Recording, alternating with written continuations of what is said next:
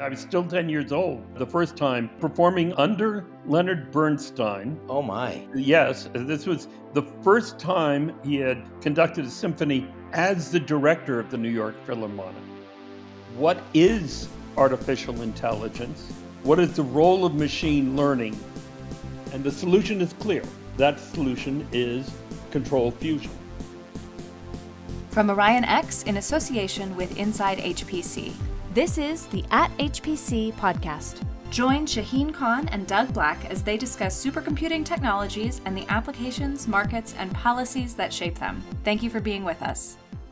Hi, Shaheen. Good to be with you again. Excellent to be with you. We have another wonderful guest. Yeah, I'm really happy to say that we have Dr. Thomas Sterling, longtime HPC luminary and professor of intelligent systems engineering at Indiana University. Welcome, Thomas. Well, gentlemen, thank you very much for letting me join you in this casual discussion about many interesting and important issues. Okay, and I should add that Thomas is also president of the startup Simultac, which is focused on non-von Neumann memory-centric architectures. And he's known for his pioneering work in commodity clusters through NASA's Beowulf program. So we thought we'd kick things off by looking at HPC in the global scene, Thomas. And there's sort of a ongoing debate back and forth. Is HPC, is supercomputing in general, is it a race between geopolitical players or not? Well, the simple answer is it has been. There seems to be a natural tendency when committing and engaging in very difficult challenges to take some pride in the results. And nothing is more invigorating than competing with someone else and beating them. And those of us who grew up during the Mercury, Gemini, Apollo age certainly understand the idea of a race. It's called a space race. However, as a race, it doesn't mean very much. It is important for different nations to maintain access to resources that can deliver very high performance computing in everything from physical phenomena, simulations, both for science and engineering, and to bringing some aspects of machine intelligence to data science problems, as well as looking forward to the future. There are many ways that an individual or a community or a nation can contribute to these. They need not all be the same. They need not all be building the number one machine on the top 500 list or the Graph 500 list or any of the other benchmarks. Perhaps it's their applications that have potentially tremendous impact. So we can all be pushing forward. Ideally, we would be doing so in complementary ways. Mm-hmm. And the combined capabilities and resources of the planet being used rather than everybody running LinPack. What grade would you give us in our, if not race, the effort that we're putting to advance supercomputing and science? Well, science and engineering were the original driving factors to develop new computing engines back in the first and second generation using vacuum tubes. Even at that time, very bright thinkers were considering the possibility of more intelligent computers as well. In truth, one could go back more than 100 years before that and cite Ada Lovelace as someone who considered or contemplated with her mentor, Charles Babbage, that idea. So in that sense, with the exponential growth of our technologies over the last 7 decades, we have improved a technology by some metrics on the order of factors of trillions. It's hard not to give that an A+. I had a question along these lines, looking at HPC in society in general. Clearly, the impact of HPC on solving or helping look for solutions for societal problems is well established. We can point to nuclear stockpile management, which was a leftover from industrial age, or looking for a vaccine or looking for solutions for climate change. But then going beyond that, do you see HPC getting applied to more of the social sciences and provide a scientific way of solving problems that haven't traditionally been purview of HPC? Almost anyone you'd be asking would be immediately talking about various forms of medicine, from understanding how diseases propagate throughout large populations, down to molecular design in creating new medicines. All of that is true. The notion of bringing computing into what I unkindly refer to as the soft sciences or soft engineering. Yes, that's what I meant. Yeah. We will continue to see clever people doing relatively clever things in correlating among the different humanities, understand creative process, uh, the cause and effect. Honestly, this is outside my tenor in terms of, again, humanities and soft sciences. Many people will be very unhappy with that as a response. If I may add to that, however, I believe that all humanity, and I do not exaggerate for the following reason, is influenced dramatically by rapidly changing conditions such as poverty, climate change, and those having to do with the management, organization, and movement of individual communities, such as the refugee problem. Let me give you just one example. For high performance computing to solve what some consider the biggest problem that humanity faces, and that is climate change, partly because of our own doing. By the way, I remember when we crossed 400 parts per million of carbon in the atmosphere, and just within the last couple of weeks, it was announced that we crossed 421 parts per million. Wow. This is scary when you realize the baseline is about 270 parts per million. We need to understand that. We need to be able to model the planet-wide, very complex, highly nonlinear, multiphysics, multidimensional behavior phenomena of weather and climate. And yes, it does go down to the mesoscale phenomenon. We can only do that with supercomputers and new models. Right. But we also need a solution. Mm-hmm. And the solution is clear. That solution is control fusion. Control fusion, however, is also a very complicated system. Of course, there are more than one way to do it. One is by inertial confinement, and the other is magnetic confinement. This is a technology that's been pursued over more than 50 years, and bits of progress are being made. Computer simulation is essential to the design of practical control fusion. We use control fusion. That solves most, not all, of the problems related to fossil fuel atmospheric deterioration. And maybe will not just save us, but will save the hundreds of thousands, even millions of species that are in jeopardy now. Well, it's interesting, Thomas, because at ISC last week, that was a topic that came up as Frontier, the supercomputer at Oak Ridge National Lab, surpassed the exaflop milestone. The talk was on fusion, that we could be moving toward supercomputers that can simulate the entire fusion process, not just a piece of it at a time. And that could mean real progress in fusion. Yes, and indeed, there are expertise in different places. There has been historically, over the last recent decade, pushback by fossil fuel industries to the politicians to not invest in during the Reagan administration, for example, there was a reduction in investment in control fusion, which was unfortunate. This is an example of high performance computing affecting everybody. It means clean and ultimately, but not immediately, cheap energy. Almost, but there are the other factors, T&D, getting it into the hands of everybody, places like Bangladesh and Central Africa, as just examples, because the needs of people have to be satisfied everywhere, and transport of goods and energy is still a major challenge. This was partially where I was going with that HPC in society thread, and that is the increasing role of science in setting or help set policy, and how policy is actually impacting the development of technologies with the global geopolitical situation. So both sides of that equation are looking to become more important for scientists and engineers to participate more in setting policy, and for policy to increasingly gearing towards helping advance them. I look at it more narrowly, and maybe this is irresponsible of me.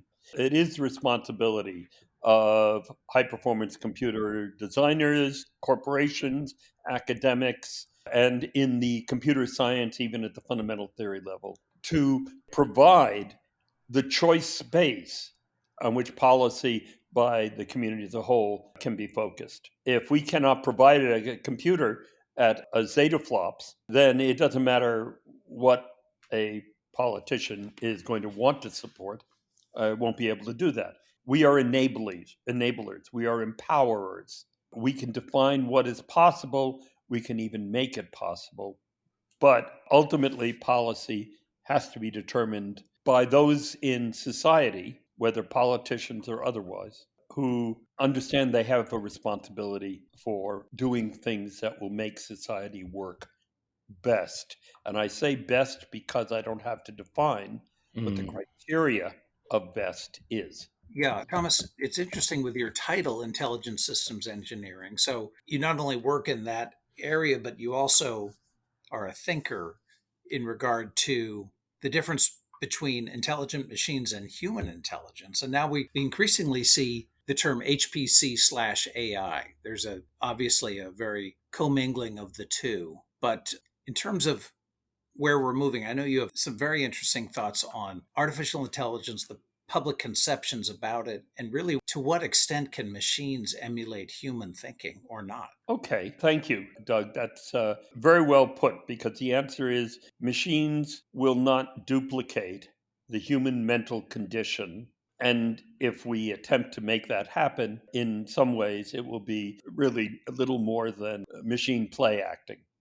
But in the specific area that you just mentioned, and that is intelligence, I am confident that intelligence, as I have said, can be defined as an algorithm. And by algorithm, we mean something that is computable, something that is Turing equivalent, something that is not in any way dependent on understanding how a human being smells a flower or enjoys a sunset or likes listening to rock and roll. Those are emotional. They are primitive, instinctual capabilities derived far before us, indeed before mammals, and incrementally go back to the beginning of the Paleozoic. No, we're not descendants of trilobites, but they were there. So the features of intelligence are, in my mind, which may be counterintuitive, the ability of a machine not just to think, but to create, assimilate, manipulate, and apply knowledge, and to do so in a manner of state that permits exhibiting and exporting understanding. When we have a machine that understands and understands how it understands, then we will have machine intelligence. I anticipate that that is not too far off. And the only thing that's slowing it down is overall, we don't even agree on the definition of artificial intelligence. And we're a little bit too happy in deciding we've already achieved it with neural net algorithms for supervised machine learning. There's much, much more to intelligence and machine intelligence than what amounts to interpolation of training sets. Am I right that you prefer the term machine intelligence to artificial intelligence? I do, only because of, and maybe this is trite, but only because the term is ambiguous, as I have indicated. Artificial intelligence can be somehow an intelligence derived from an artifice, but also it can be intelligence that is artificial. That is to say, it is not real intelligence. And I disagree with that. I believe that intelligence can be defined and be real and be implemented by some future generation of computers. I particularly feel that should be done in real time, and that's because to the extent that intelligence has existed in life forms, those life forms, with the potential exception of a rock, have to be able to operate to survive in real time. But Thomas, there's a dynamic quality to intelligence, at least implicitly understood, that is at odds with the precision and the boundaries that are put in place in a computer model where the data sets for which it is suitable are predefined or implicitly defined. How do you rationalize that? And can we still call it intelligence if it needs to be so precisely defined? Precisely defined doesn't mean that it's a single point. Intelligence, no doubt, exists within a multidimensional set of boundary conditions, and it's those boundary conditions and the trajectories that proceed through that space. I would fully agree with you that intelligence is not so restrictive as to be rigid in anything. One does not limit intelligence to first order predicate calculus or theorem proving. Those are certainly elements that have value.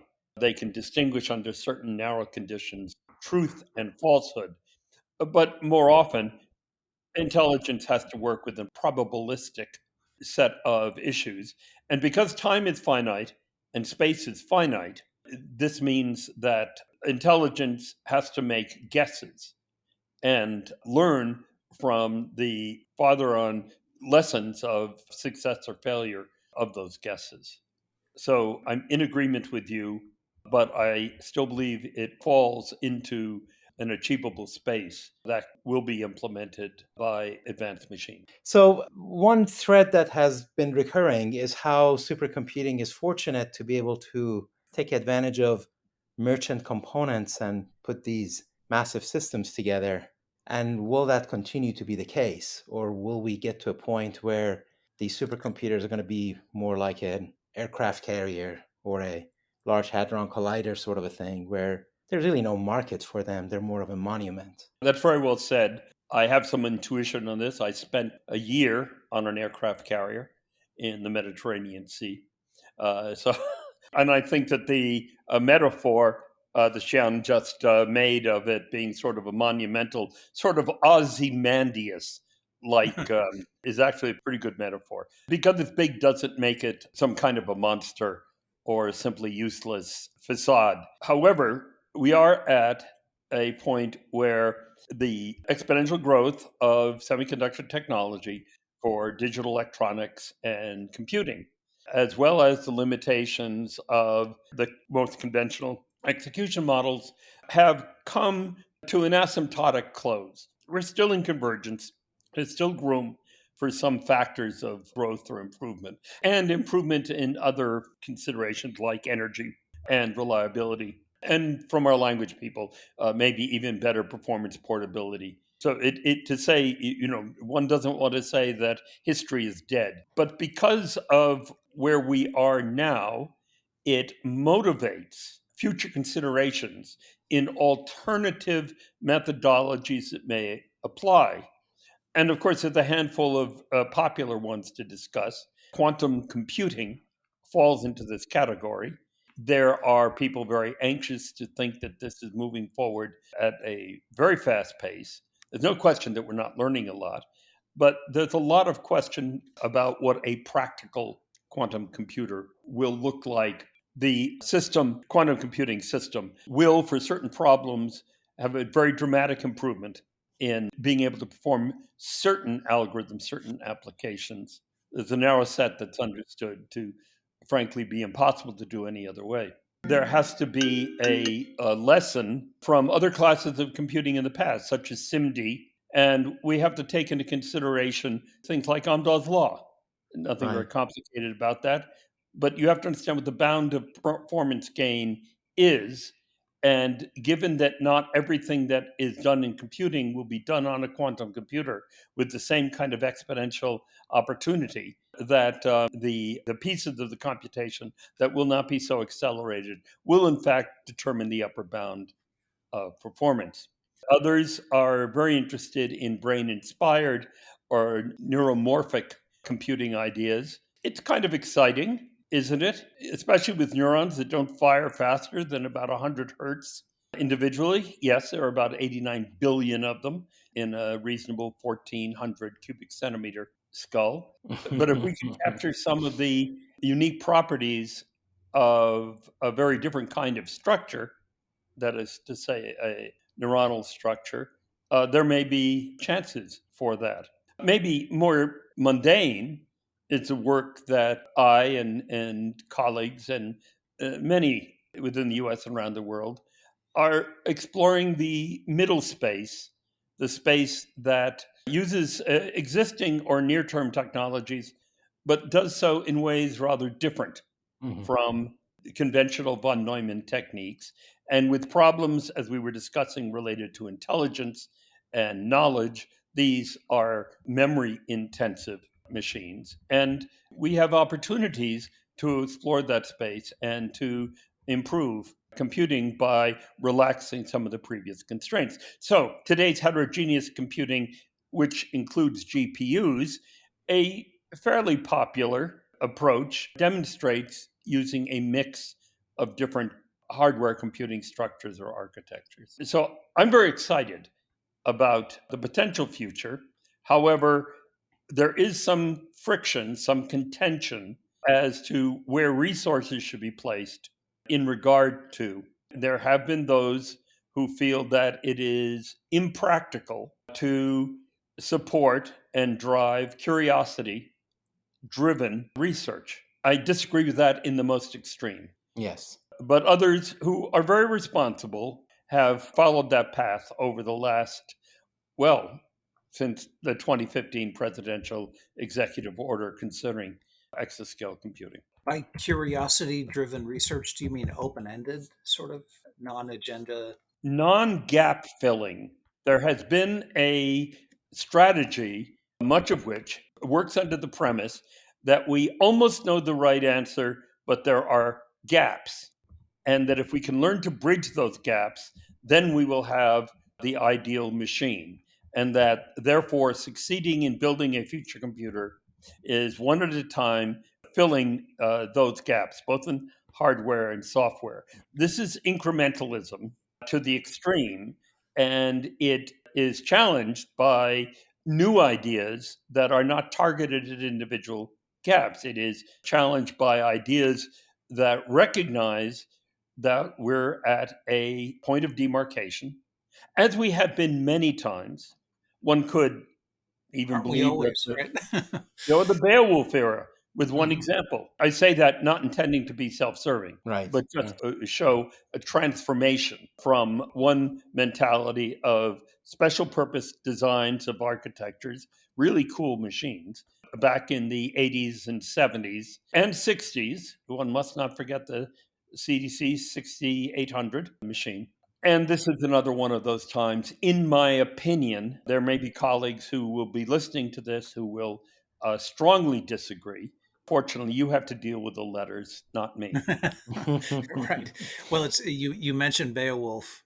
I recall we had a conversation a year or two ago in which you told me a very funny story. I think it was a Beowulf, some sort of a Beowulf anniversary celebration, maybe at SC, in which you were invited, and many of the young people had no idea that you, a Beowulf pioneer, were in their midst. It was kind of a, Yeah, let me just correct the story for those who know it. There has been an annual party at Supercomputing Conference for, and I don't know the number of years, 24 years, maybe 26 years. I should know this, but I don't. Oh, it's been going It's on referred, forever. Yeah. yeah, it's gone on forever. It's called the Beowulf Bash.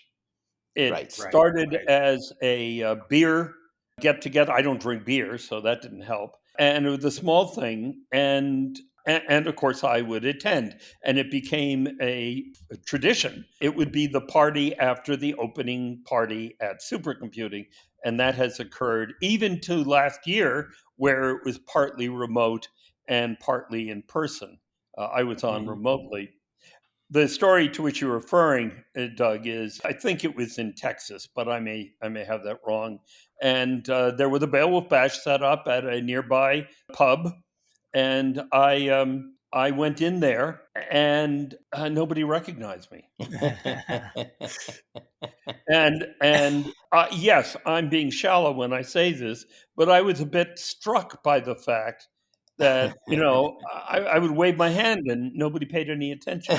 And I managed to get through the evening with enough drinks so that I came away realizing you've achieved something when that achievement remains in the minds of others, even if you, the creator of that achievement, Right. did not. Right. The other part of that story was 2 years later, and I think this might have been in Seattle. Again, same scene. I went in within a great little a museum, a science museum, and just casual talking with strangers, and I suddenly realized that the a young individual with whom I was speaking was younger than the Beowulf Project. There was Well, never a time when there wasn't Beowulf or its derivatives in the lifetime of that individual. And then I became realizing that an ever-increasing number of those. Right. So that there's a lesson there. This is a good time to ask how you got into parallel computing. Was it necessity being the mother of invention, or was it a spark of inspiration? How did that happen, and why this? Why not just go get some time on the local cray or something? The answer is relatively simple. I began my graduate studies at MIT in 1977. And a year later, I was asked to explore the possibility of using multiple microprocessors, which were very primitive. These were 16-bit machines at best. Hmm.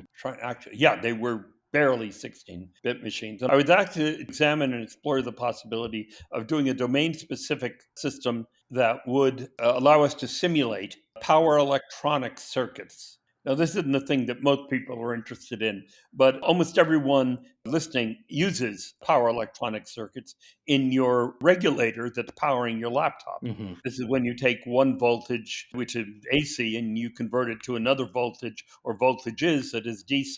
So ultimately, that technology worked. Right. And so I developed a very small computer to that effect and came to the opinion that if we want to achieve ever increasing performance, then parallelism at many levels is the possible path. Hmm. I then moved from the power lab to the lab for computer science, and the rest is history, at least my history.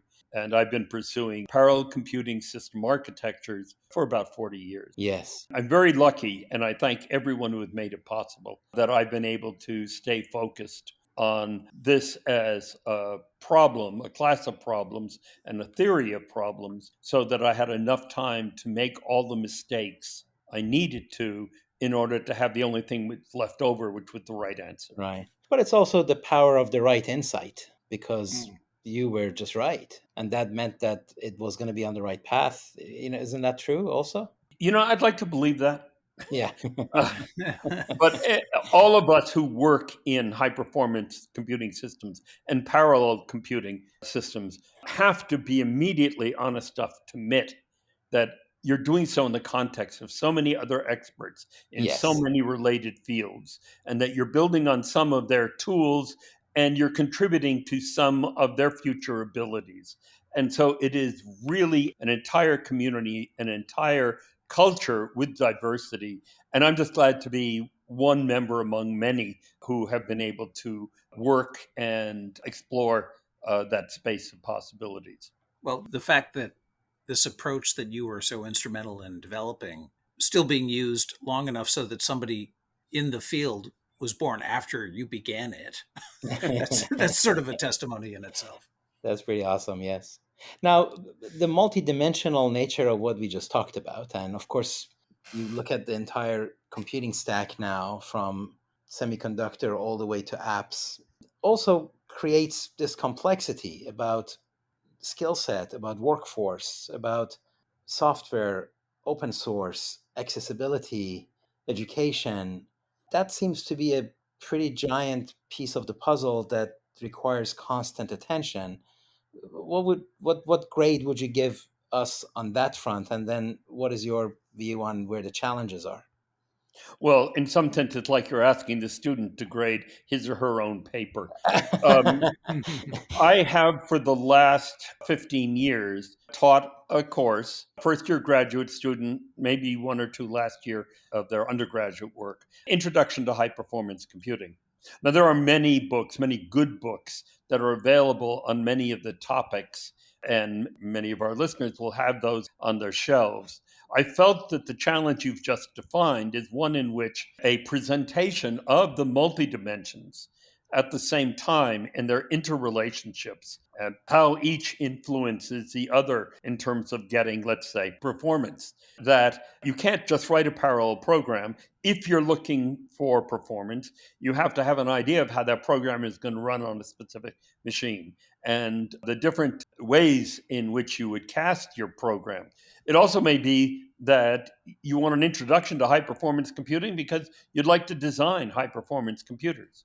or you'd like to do research in high performance computing, or you'd like to be an administrator in a great big data center. There are many different people who would engage in this. And so we published a textbook at the end of 2017, Morgan Kaufman, on this. And we're in the process of writing a second edition that tries to fill the gap. A simple way to describe it is that if you stacked up the 13 to 15 books that you would need to read to find all the information you should have, we try to put that information into a single book and teach it. And I've also done, partly, by the way, under the support of the National Science Foundation, I did a complete set of video lectures. It's over 80 hours of lectures, plus individual exercises, reviews, and examples done, not just by me, but by others as well. So I guess the lowest and least interesting part of the answer to your question is students need to have access to materials that operate at and present at a rate that can be assimilated by, in fact, students without prerequisites. Right. And that's what we have attempted to do. Perfect. That's brilliant.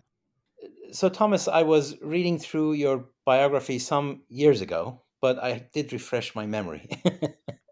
And I remembered always this piece about your, let's say, very, very early career in the performing arts, including having performed at the Carnegie Hall of all places. So that obviously is pretty hot and cool at the same time. So how did that come about, and how was it like to be there? And how old were you when that happened?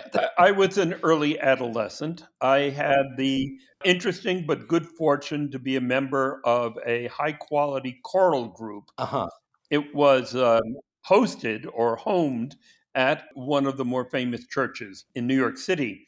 But it was a professional choral group as well that performed under a number of different venues and purposes. And I guess I was still 10 years old. Oh, wow. The first time performing under Leonard Bernstein. Oh, my. Yes, this was the first time he had conducted a symphony as the director of the New York Philharmonic. So I was just one of a choral group in the back row doing the parts of this Mahler symphony that required such things.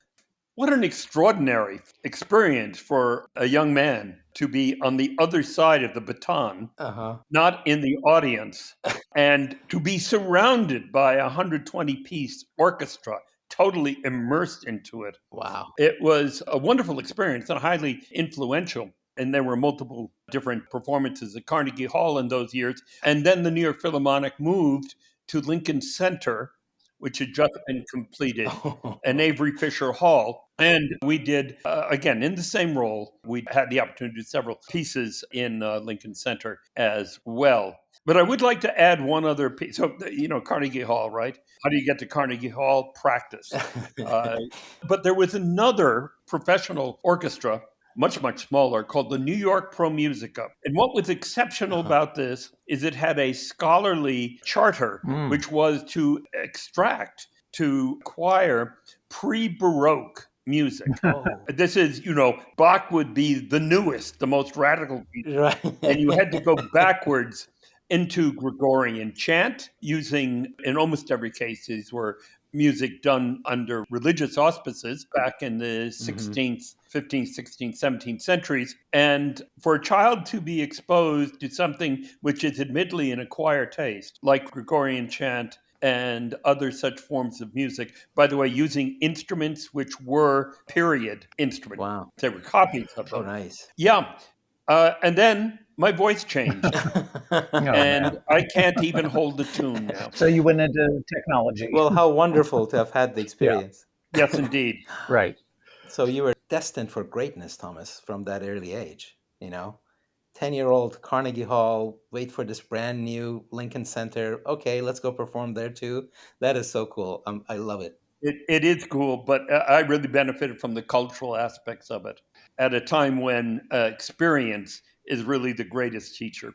Yes. Well, and Leonard Bernstein, so charismatic and inspiring, just that must have been a great experience just to be around him. Well, it was extraordinary, except the time during a rehearsal, and this was in Lincoln Center, And I was standing near the timpani, and a couple of musicians there were talking quietly. And Bernstein heard it, got very angry, and threw his baton at them. Oh, Now, these are handmade batons with very special weights, and it shattered. Wow. And so I was watching this. That was a little frightening. On the other hand, I remember giving Bernstein, when he had a sore throat, I happened to have some throat lozenges with me. And so he would come to me when he needed a throat lozenge. Excellent. Nice. So that made me feel important.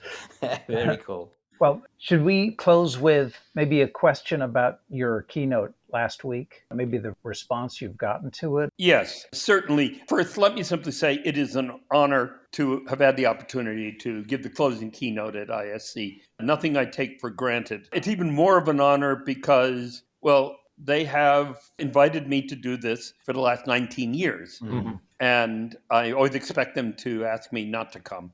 But that hasn't happened yet. This is a very difficult year. It's a difficult year because, well, we haven't been together face to face for 3 years. It's a difficult year because, frankly, it's a difficult world right now. Yeah. It's a difficult time for our field because of the excitement of getting to the level of exaflops Rmax.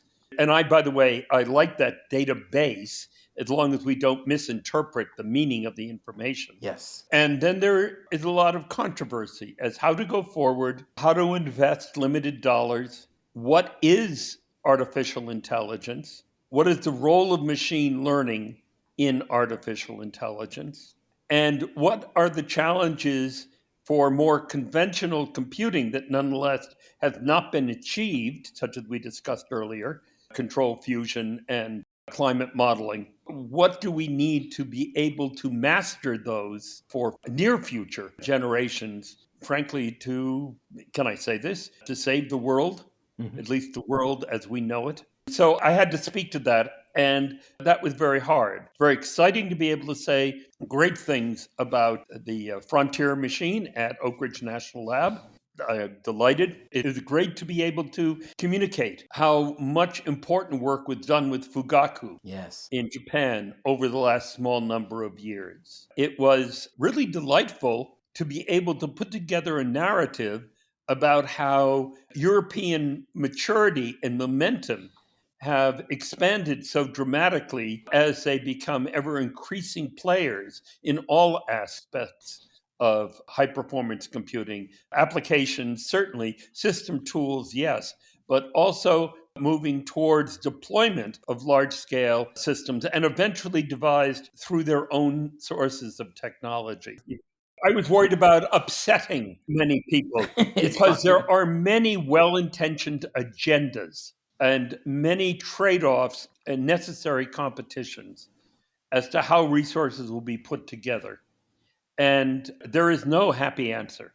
If you put all the money in one place, such as we did with the Large Hadron Collider, it's a concentration of mass. That's great. But you're not going to have a synchrotron in every other of the 27 countries in the EU or 50 states in the US. If you spread the money out, well, maybe everybody will have a Beowulf cluster, but we'll never get a 1 exaflops Rmax machine that can do computations that cannot be done any other way. So there is no single obvious right answer, and everyone has to understand and appreciate the role that they play in this truly grand scheme of human advancement that is unprecedented in the space of human technology over the last, let me pick, 10 to 12,000 years. I say that recognizing that stone axes have been used for about 2.5 million years. I don't want anyone to think I don't know my prehistory. Yeah. But this is an extraordinary tool that is advancing us in truly nonlinear growth fashion. This is also threatening, of course, to others, and we have to find ways not only to make it not threatening, but to address their problems as well.